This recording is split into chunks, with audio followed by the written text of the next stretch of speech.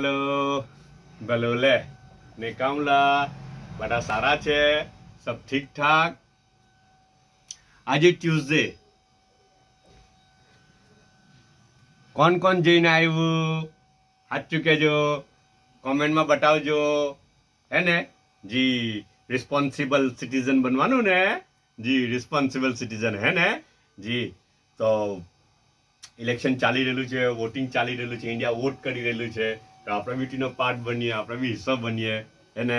Okay, નાસ્તો છે ને આજે તો શું છે ખબર, કાલે રાતના પીઝા બનાવેલા ઉતા ઘેરે, ઘરમાં રાતના પીઝા ઉતા, રાઈટ। તો પછી અમુક પીઝા એ લોકો છે ને પેલા કાચા બનાવીને મૂકી રાખે, ખબર ને, કાચા બનાવીને મૂકી રાખે ફ્રોઝનમાં, ડીપ ફ્રીઝમાં કે એમાં મૂકે।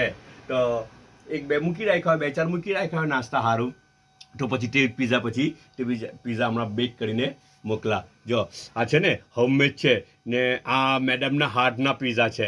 જો એનો ટેક્સચર જો તમે, આ છે ને બેઝ, આ બેઝ બી ઘરમાં બનાવેલો હે, એટલું સોફ્ટી આવે, એટલું નરમ આવે કે તમને પેલું મક્ખન જેવું લાગે, એટલું મક્ખન જેવું એનું બેઝ બી બનાવેલો આવે। મને પેલું ક્રન્ચી નહીં હાલ લાગતા ને, ક્રન્ચી બહુ નહીં હાલ લાગતા, ક્રન્ચી હોય તો કદાચ એટલું એ નહીં થાય, પણ આ તો જો, આ તમે જો એનો બેઝ બી એમ મક્ખન જેવો બેઝ છે, એમ તમે મોંમાં મૂકો તો મોંમાં બી ઓગળી જાય એવું લાગે તમને। એવું નહીં કે મેડમ બનાવે એટલે હું બહુ વખાણ કરું, પણ સારું જ બનાવે છે તો હું કહું, તો સારું જ કહેવાનું ને, હે ને જો આ જે છે ને આ હાટે હબ્સ બી છે, હબ્સ છાંટવા સારું, હે ને બધું એ લોકોએ મિક્સ કરીને અલગ બનાવેલું હે ને। મુનાફિક ચાયનો 1 કપ છે, મુનાફિક ચાયનો 1 કપ છે। મેડમ લોકો ગયેલા ઉતા હમણાં એ વોટ આપવા સારું, કોણ કોણ ગયેલું ખબર, ફૂફુ ગયેલા, પછી મારા મેડમ ગયેલા ને મુનમુન ને મોહમ્મદ, એ મારા ટ્વિન્સ છે।